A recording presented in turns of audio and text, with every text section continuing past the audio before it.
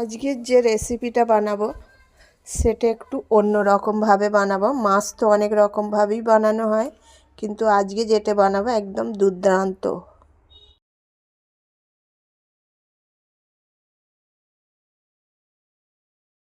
জিরে আর গোলমরিচ দেবো, অল্প সর্ষে দেবো, লঙ্কা আর রসুন দেবো।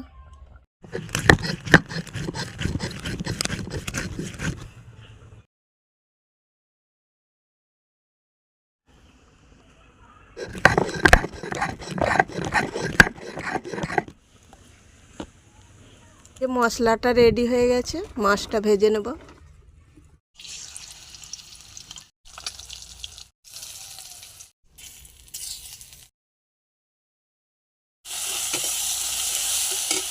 বেটে রাখা মশলাটা দিয়ে দেবো, লবণ দেবো, দুধের গুঁড়ো দেবো, ধনের গুঁড়ো দেবো, গোলমরিচের গুঁড়ো দেবো।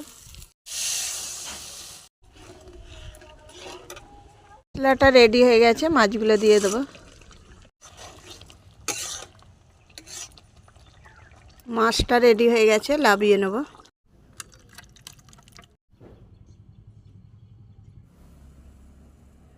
এই রেসিপিটা ভালো লাগলে অবশ্যই একটা লাইক, শেয়ার, কমেন্ট করো।